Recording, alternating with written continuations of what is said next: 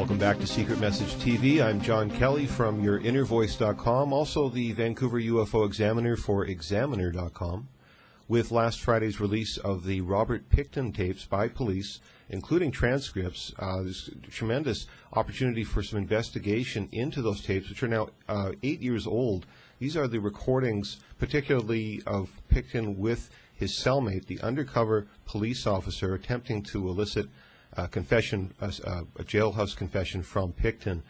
There were 90 minutes of audio that I studied, and I produced some very interesting analysis. And I've brought my colleague, international war crimes judge Alfred Lambermont Weber, to the show to give his perspectives on the possible meanings and significance of this new transcript, this new analysis of the Robert Pickton tapes.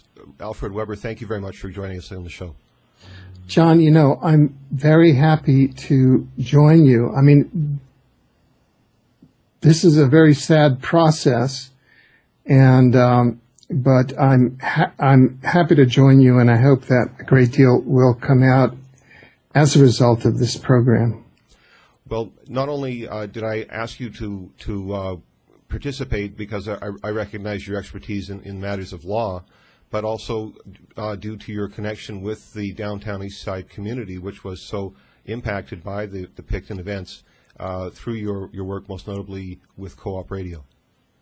Right. We're located there, and I also have many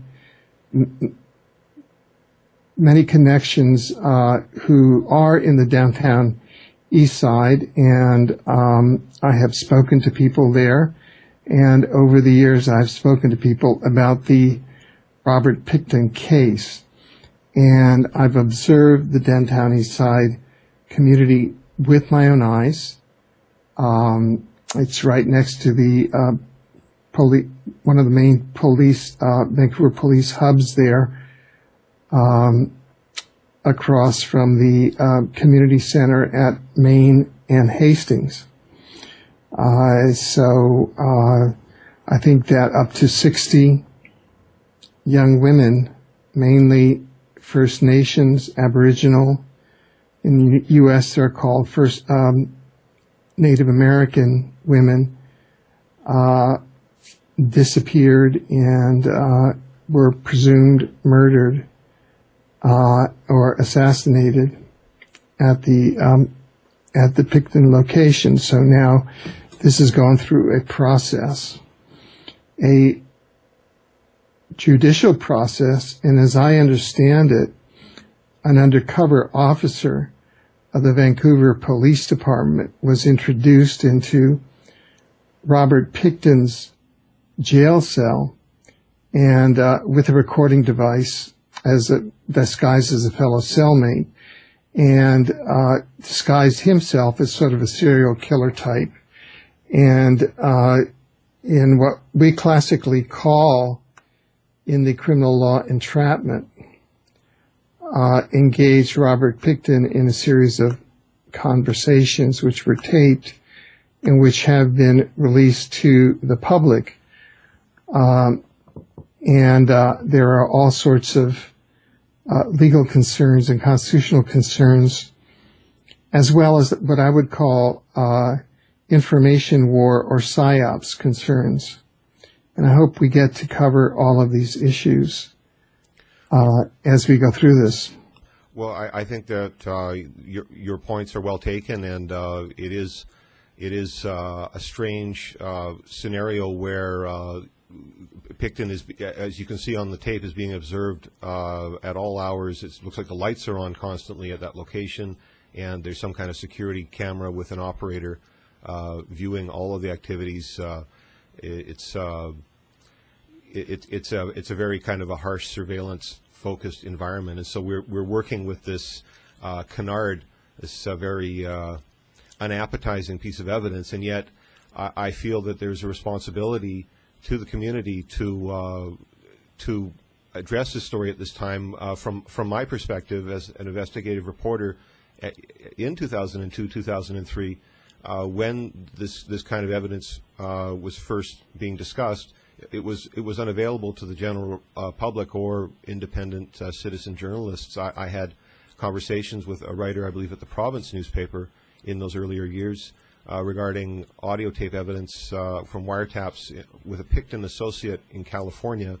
And the writer shared my enthusiasm for my getting a listen to those tapes, but their editor apparently felt my work, the expression I think they used, it was too eccentric for them to allow me permission to dig in. And so I've waited this long for what I felt was a very important local story and an important story in the history of British Columbia, because our British Columbia community has been rocked by serial killers over decades.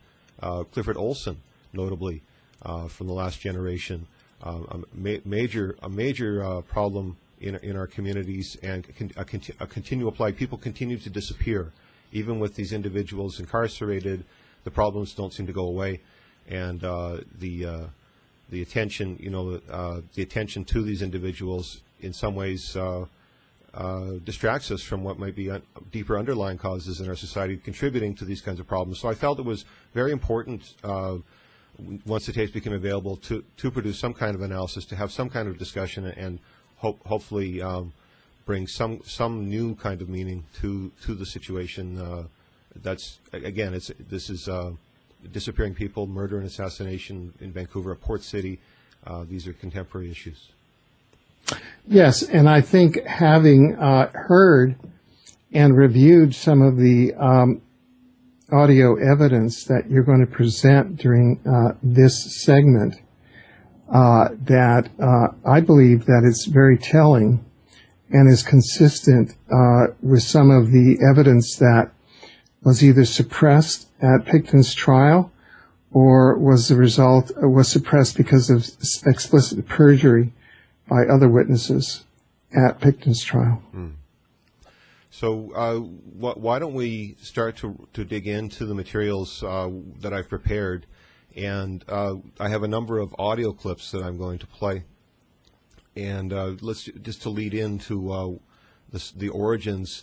The police transcripts that were released through the Vancouver Sun newspaper on their site, vancouversun.com, on page 150 of 179 pages.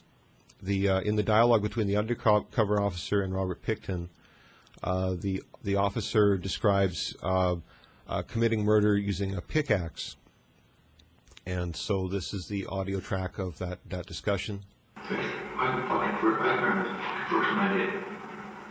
The very first one. Fucking took that. Fucking pickaxe. You know what a pickaxe is? Mm-hmm. Or fucking axe. Put it right in fucking right in here. You should do it. There's no fucking hardly any mess.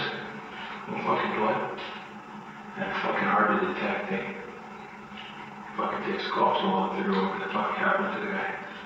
And in that audio, the part that caught my attention was the segment mentioned by the transcriptionist as undecipherable. Robert Pickton's indecipherable comments, translated in reverse, revealed a secret message. I heard him say, "This is my ritual."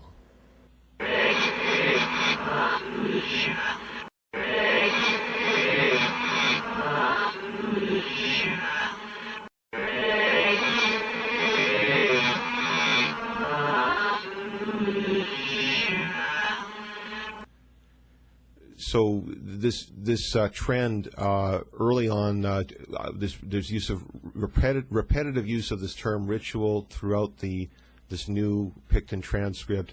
It brings a different dimension to the act of killing. It seems less of a random act and something much more pre-planned, composed. There's forethought involved, and even some sort of seemingly some sort of philosophical underpinning